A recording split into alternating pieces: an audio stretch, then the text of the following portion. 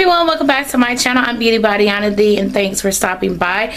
Today I'm going to share with you guys how I created my Instagram icon stories.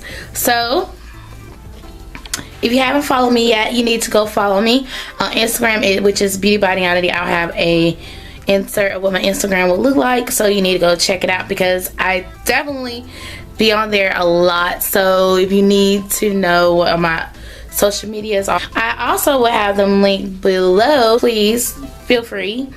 So I basically figured this out all by myself, how everybody does it. So it's basically 4 little icons, and you can have a little background, and you have like a emoji and everything else. So you can have all of that. It makes your Instagram look more professional.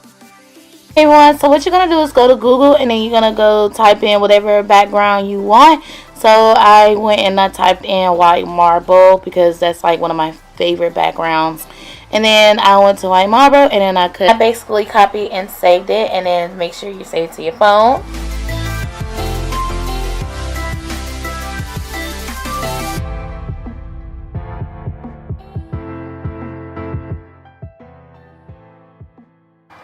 So y'all like, D, what's the T? What's the T? So the T is what I found out for myself. And this is some good tea too, y'all. So the app is called Fonto. I use Fonto for my thumbnails. I use Fonto for my backgrounds. I use it everything, okay? And Fonto is like free. And you take the app called Fonto. You get the image that you found from the internet. And then you go to where it said add image. And then once you go to add image, you go to the font. You go to add image, and then you get the background first, and then after you do the background, you do the icon. You get the icon, and once you get the icon, it's so easy, guys. It's so easy. Why? I was like, well, darn. So you see this icon right here. This is the one I would recommend. Anything that looks like that. I go to where it says size, and I play with the sizing how I would want it, and then I made sure I put it in the center. And then when I put it in the center, you guys, I made sure I save it. And then when I saved it, I actually made sure that before you save it, make sure it will look very, very noticeable in that little icon, because you don't want to have the icon itself and it's very small. So you want to make sure that it is like big enough. Know the icon, learn the icon before you actually post the actual photo into the icon. Then after that, you're going to go to images and comment below if you saw DJ Khaled in a shot, if you're a fan. Then you're going to go to images, and you're going to say to your camera roll, you're going to put send to. And once you hit send to, you're going to go to your story. And once you go to your story, it's going to save under your highlight.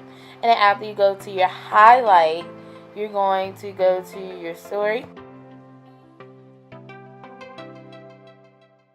Go to your story and save the icon under that category that you want that icon to go under. And then once you go to the icon itself, and you're going to go to the icon.